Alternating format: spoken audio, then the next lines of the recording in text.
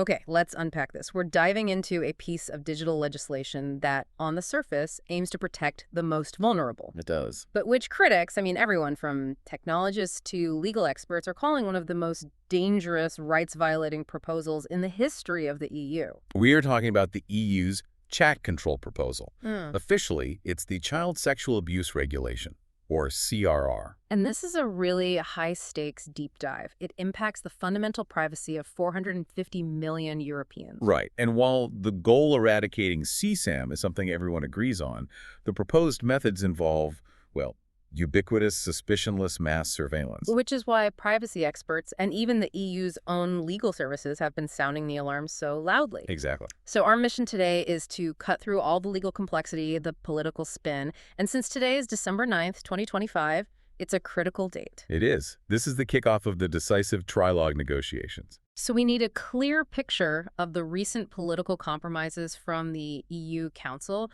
why those compromises still have privacy groups hitting the panic button, and, what the final battlegrounds are now. Especially now that the European Parliament has firmly stepped into the fray.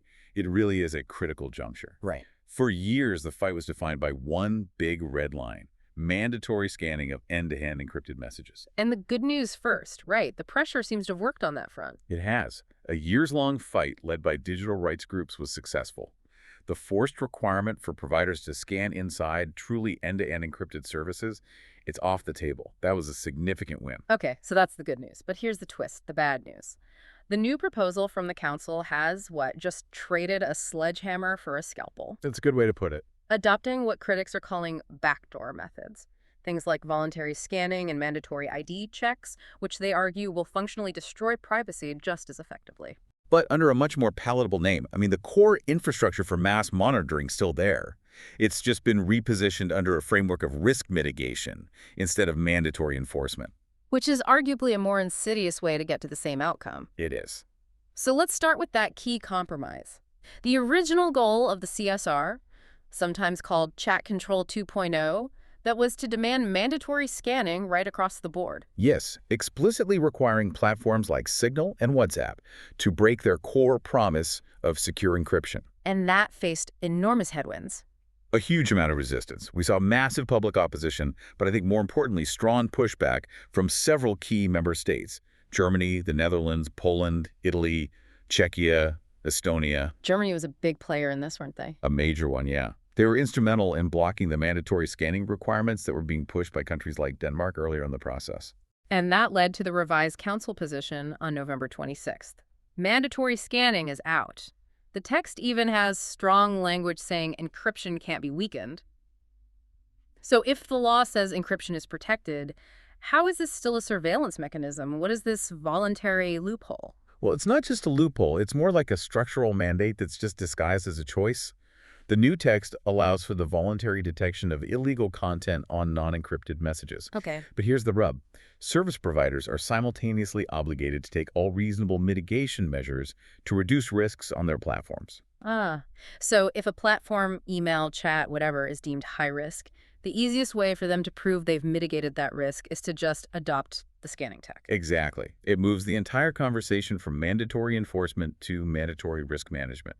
If scanning technology is available and you choose not to implement it, you're legally vulnerable if CSAM is ever found on your service. So it structurally compels them to adopt it. The voluntary label is just political window dressing. That's the argument, yes, that it's politically misleading. And this brings us right to the technical heart of the debate: client-side scanning, or CSS. This is the part everyone really needs to understand. It is, because it's the technical end run around encryption. Yeah. CSS is simply the process of scanning a user's content, your text, your images, your files, for bad material before that content ever gets encrypted and sent. Before it even leaves your device. Before it leaves your device. That's the He used that analogy from the Internet Society's briefing. It really clarifies the violation here. It's the clearest way to explain it, I think. Most people get that breaking end-to-end encryption is like, a postal worker tampering with an envelope while it's in the mail system. A breach of transit security. Right. Client-side scanning, on the other hand, is like having a government agent look over your shoulder and read your letter as you're writing it before you even put it in the envelope. So the envelope, the encryption, is never technically touched, but the confidentiality is already gone. It's completely destroyed. The security guarantee of end-to-end encryption is broken the instant that software reads your message on your device. Doesn't matter how strong the encryption is during transit after that. And that's the consensus among the experts. It is. Cryptographers are clear on this. CSS introduces a single high-value point of failure on every single device. It's functionally impossible for client-side scanning to coexist with truly secure encryption. So beyond this, conceptual violation of trust, there's the practical side. The implementation of these technologies has a massive technical reliability problem. The data on this is staggering, and it moves the conversation from theory to, frankly, administrative chaos. The scale of false positives is just the first major red flag. So give us the scale. Just how bad is it? Okay, so over 500 cryptographers and security researchers called the proposal technically infeasible. But let's look at real-world numbers. The Swiss Federal Police reported that 80% of all machine-generated reports about suspicious content are false positives. Wait, 80%? 80%. And German authorities, in 2024 alone, received over 99,000 false reports. So for every 5 alerts law enforcement gets, 4 of them are a complete waste of time and a potential nightmare for some innocent person. That's not a safeguard. That's an operational collapse. And that's the real-world impact. You're dragging innocent people, sharing family photos, art, or even consensual sexting among teens into criminal investigations. The AI systems just can't reliably distinguish context. And this risk, it's not static, is it? The scope of what's being scanned is already getting wider. That's right. The proposal allows scanning not just for known CSAM, but also using error-prone AI to detect new material and text-based grooming. And this is where that fear of function creep becomes very real. Because if the mechanism exists on your phone, It can't be technically limited to just CSAM forever. If that technical infrastructure is built, it could easily be repurposed by future governments to identify, say, foreign political influence or domestic dissent or anything else they deem critical. and from a security angle, sophisticated criminals can just evade this stuff anyway, can't they? Absolutely. Experts warn that detection methods are easy to get around. You just change a few bits in an image and it can bypass the algorithms. So we're introducing this mass, suspicionless surveillance for everyone, a huge erosion of rights, while the actual criminals can just work around it. That's the definition of disproportionate. It is, which leads you directly to the law's shaky legal foundation. It sounds like even the EU's own legal services agree it's fundamentally flawed. They do. The European Parliament's scientific study and the Council's own legal service have both concluded that the CSR violates fundamental rights, specifically the right to privacy and data protection under the EU Charter. It's widely considered unlikely to survive in court. The idea of scanning the private communications of millions of unsuspected people is just seen as disproportionate. Law enforcement requires targeted investigations with a judicial warrant. It's a huge political bind, then, pushing a popular crime-fighting idea that's almost destined to fail legally and technically. It forces a false choice. The legal way forward is clearly targeted investigation. The path the Council has chosen risks undermining the digital trust of 450 million citizens. This kind of detailed analysis is exactly why we do this deep dive. And before we move on to the second major threat, the end of anonymity, we should take a moment and thank the sponsors who make these detailed dives possible. Absolutely. We are so grateful for the support of www.compliancehub.wiki and www.myprivacy.blog. Their commitment really helps us bring you the full, unvarnished picture on these complex digital policies. It makes a huge difference. So if client-side scanning is the technical problem, then mandatory age verification is the political one, and it threatens the entire concept of online anonymity. This is the second major front in the battle. After losing on mandatory encryption breaking, the Council is pushing these risk mitigation measures incredibly aggressively. And top of the list is mandatory age verification. So the Council's position in Article 4, it's suggesting an ID check for everyone, just to use email or a messaging app. That's what it suggests. The methods they list are highly intrusive. You'd have to upload an official ID card, submit to a facial scan using AI, or use a state-issued wallet app. That feels like more than an inconvenience. That sounds like the death of anonymous communication. Fundamentally, yes. If secure platforms like Signal or Telegram have to implement these checks, anonymity is gone. And you have to think about who relies on that. Whistleblowers, journalists, sources. Political activists in restrictive countries. Their ability to communicate without being tied to a real-world traceable identity is completely compromised. It goes against promises that even member states like Germany have made to uphold anonymous internet use. And what about the youth this law is supposedly protecting? There's this digital lockout threat in there as well. That's Article 6.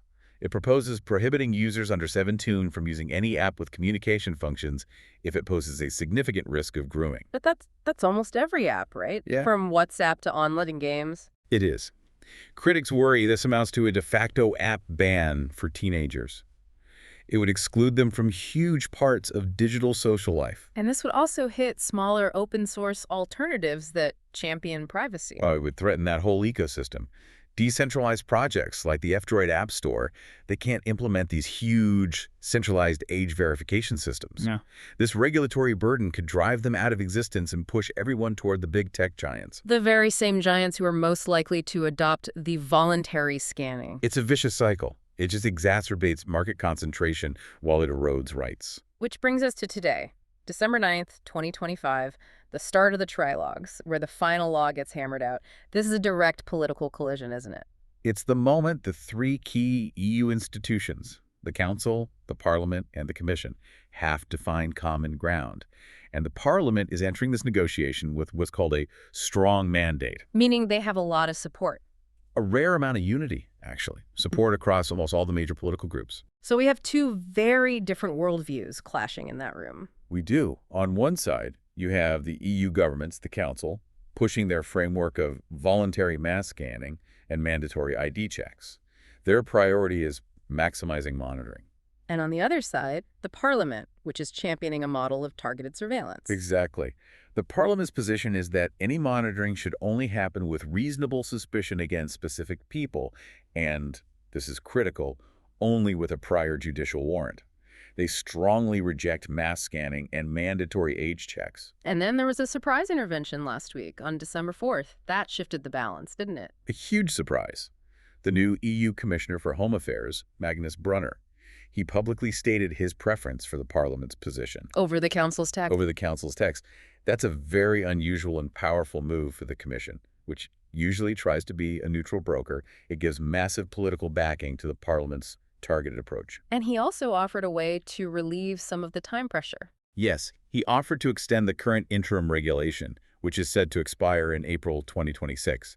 This extension buys the negotiators time. It removes the pressure for a rushed agreement and lets them focus on a careful, rights-compliant text. Which likely favors the Parliament's model. It gives them significant leverage. The Council's position is already fragile, since major countries like Germany and Italy didn't support it. The fight is wide open, but the momentum now seems to be with the targeted, rights-preserving approach. The core conflict couldn't be clearer, really. No, it's targeted, judicially authorized law enforcement on one side versus a comprehensive monitoring infrastructure on the other.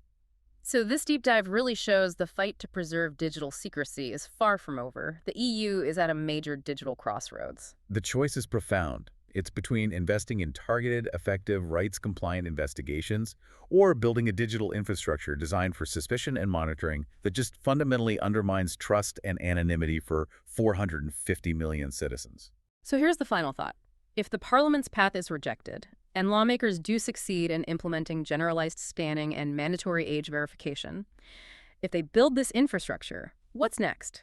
What's the next category of content that authorities will want to compel service providers to detect and report? That's the essential question, isn't it? It's about the trustworthiness of all our digital tools globally. If the technical capability is built for one purpose, it's ready to be politically controlled and expanded for another. The push to detect crime often creates a tool that can shift from public safety to political control. So the line between acceptable regulation and what critics are calling Stasi 2.0? That line is being drawn right now, this week, in those trilogue meetings. It just underscores how fragile our digital rights are when they collide with these really understandable public safety mandates. Thank you for helping us explore this incredibly delicate balance.